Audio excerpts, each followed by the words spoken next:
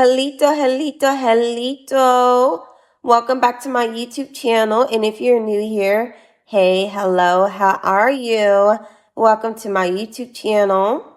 My name is Leona. I'm an author, researcher, and genealogist. If you enjoy content like this, go ahead and hit the subscribe button, boo, and the all notifications bell button to get notified when I go live or when I upload new content because you don't want to miss the info I'm bringing to you, baby. Okay, that's the whole reason why you're here. All right. And today we're going to be talking about the Heyoka clowns.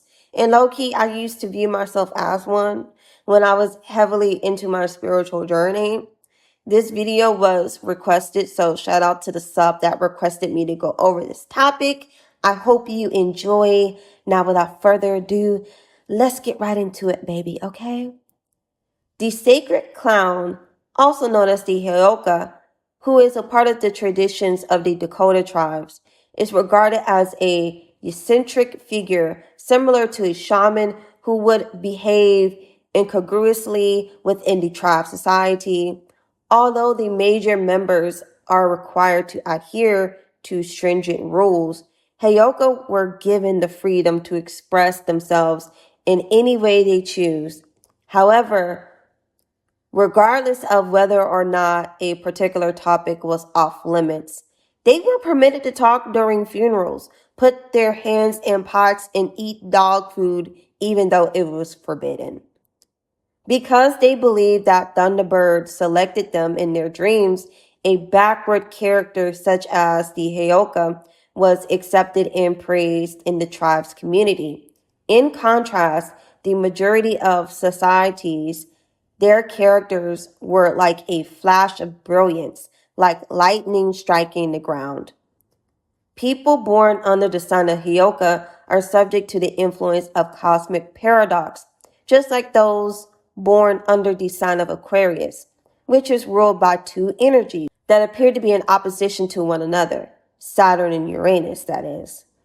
During times of transition, Heyoka maintains its integrity and acts as a protector of the people's customs. It is the equivalent of putting a coyote in charge of the henhouse. And if people are resistant to change when they are put under pressure, as chickens are, then we are in a significant amount of trouble. Oh, Heyoka is the visionary who is always one step ahead. It is Heyoka who is the one who remembers. Within the context of present moment, all of this causes the energy of the Heyoka to be unsettling. Even though Heyoka energy does not belong to the same world as the mainstream, its reactions to the world is shaped by a more extensive knowledge that enables instinct to reflect reality accurately. It involves playing with more cards that are contained in a standard deck, which is a reference and resource that goes beyond what is typically seen. Heyoka's actions shake the cages of complacency and make people uncomfortable. Even when it is wrapped in a silky gift paper or sent anonymously, transformation is not always a message that is expected to be received positively. It is impossible for anyone to follow in the footsteps of another Heyoka. Furthermore, it is a singular path. Examples of it can be found in every society and tribe, at every point in history, in some form. The path in question is not one that is sought after or aspired to. Heyoka has been accepted, honored, feared, dreaded, and misunderstood to varying degrees at different times and in different societies. When it comes to modern people, the vast majority of those who believe that they are Heyoka are either not or they are, but not in the ways that they believe they are. Disrupting groups or making fun of what other people are doing is something that the majority of these individuals enjoy doing. The fact that they call themselves Heyoka allows them to justify their feelings of anger, irresponsibility, resentment, and insecurity, while also allowing them to make a scene and attract attention. It is intolerable for these individuals to be criticized at their own expense. This is not Heyoka. Instead, it is a sign of neediness. Inadvertently and unconsciously, many of these individuals carry the seeds of true Heyoka, but the banner of trickster that they proudly or ruefully wave is a guise that does not treat the true Heyoka with the respect it deserves. The fact that Heyoka medicine is prone to being misunderstood, on the other hand, makes this totally acceptable. And as Cody is well aware, elusiveness is a valuable ace in the hole, and Heyoka's power of elusiveness is kept in top form by such hostility. There is no way that Heyoka will allow fear to confine her, definitions to ensnare her, or pretensions to confine her actions. The desire to be Heyoka is comparable to having the desire to be a shaman. In most cases, the desire is the result of a lack of awareness regarding the actual consequences of following such a course of action. Self-talk is the way of the Heyoka. However, despite the fact that they may have advisors, guides, and allies from both the human and non-human communities, as well as from the physical and spirit realm, they are ultimately responsible for coming to terms with their medicine within the confines of their own naked souls. Heyoka is a mirror that is neither skewed nor soiled, and in addition, it is not obscured by limiting beliefs, attitudes, or practice. The mirror is unmistakable and devoid of any secondary intentions or abusive behavior. There is a place for transformation, healing, and release within this clarity where innocence can be found. Because the mirror is a service rather than a necessity, the people who are reflected are liberated from their personalities. There is no demeaning. In contrast to hiding intimidation and manipulation behind a coyote mask, being a mirror is an entirely different thing. The illusions and privileges of conformity, the insulation of the group, and the security of the mainstream have all been given up by the Hioka, who is now required to answer to spirit. It can be excruciating. It can be powerful. It can be demanding. There is a great deal of humiliation surrounding Heyoka because of the enormous power that is associated with the Heyoka.